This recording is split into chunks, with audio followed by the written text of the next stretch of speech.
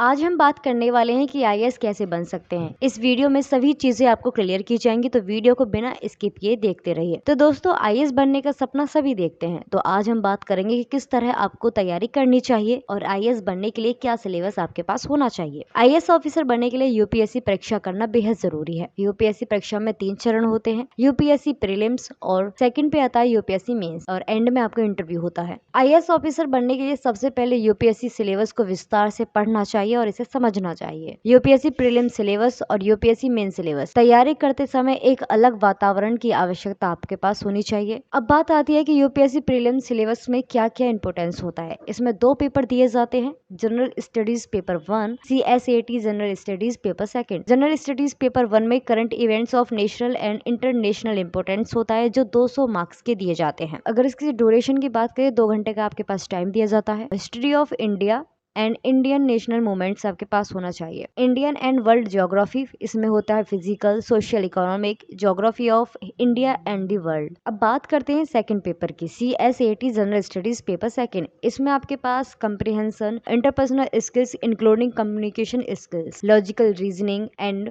Analytical abilities, ये सभी आपके पास बेसिक होना चाहिए। आईएएस फॉर्म ऑनलाइन भरने के लिए इन चरणों का पालन करें। यूपीएससी की आधिकारिक वेबसाइट पर जाएं, फिर CSE सेक्शन में जाएं।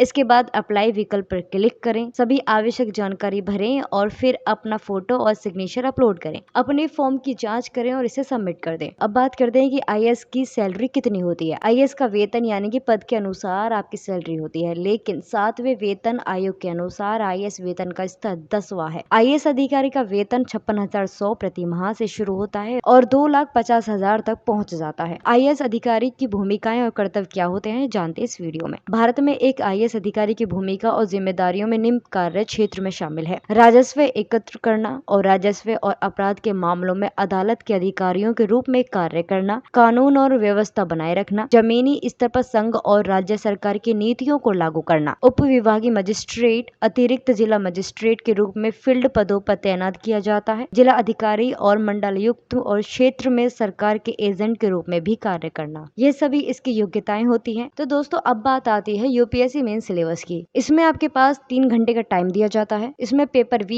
इंग्लिश, पेपर 1 निबंध और पेपर 2 की बात करें तो सामान्य अध्ययन 1, इसमें होता है भारतीय विरासत और संस्कृति, विश्व और समाज का इतिहास और भूगोल। 3 घंटे का समय दिया जाता है और 250 मार्क्स आपको पास करने होते हैं। पेपर 3 की बात करें तो इसमें सामान्य अध्ययन 2, शासन, संविधान, कल्याण, पहल, सामाजिक न्याय और अंतर्राष्ट्रीय संबंध, ये सभी आपके पास सिलेबस होना चाहिए। अब बात करते हैं कि 12वीं के बाद आईएएस अधिकारी कैसे बने। 12वीं के बाद आईएएस बनने की तैयारी के लिए एनसीईआरटी किताबें के साथ एक मजबूत बुनियाद बनाना महत्वपूर्ण होता है। एनसीईआरटी की किताबें पढ़ें, यूपीएससी की तैयारी में अधिकांश विषयों की तैयारी का आधार बनती है। एनसीईआरटी बुक पढ़ने के लिए आपको 6 क्लास से ही स्टार्ट कर देना चाहिए। अब बात करते हैं कि अपने बेसिक से कैसे स्टार्ट किया जाएगा। एक इच्छुक अभ्यर्थी यानी कि आईएएस अधिकारी के रूप में मूल बातें और सब्जेक्ट स्पष्ट होना चाहिए। तैयारी करने से पहले हमेशा यूपीएससी सिलेबस के अच्छे से अध्ययन करें। यूपीएससी परीक्षा पैटर्न को बेहतर ढंग से समझने की कोशिश करें। यूपीएससी मेन सिलेबस और CSAT सिलेबस पर विशेष ध्यान देना चाहिए। करंट अफेयर्स रोज पढ़ते रहें और न्यूज़पेपर्स भी रोज पढ़ते रहें। करंट अफेयर्स पर सबसे ज्यादा ध्यान दिया जाए। करंट अफेयर्स यूपीएससी सिविल सेवा परीक्षा का एक इम्पोर्टेंट पार्ट है। इस प्रकार से समझा जा सकता है कि यह तैयारी का एक अनिवार्य हिस्सा है। अच्छा स्कोर करने के लिए राष्ट्रीय और अंतर्राष्ट्रीय स्तर पर समाचार घटनाओं के बुनियादी समझे और वैचारिक स्पष्टता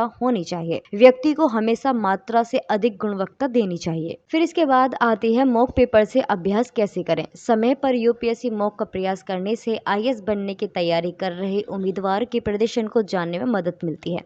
व्यक्ति को हमेशा समय समय पर मॉक पेपर्स की तैयारी करते रहने चाहिए।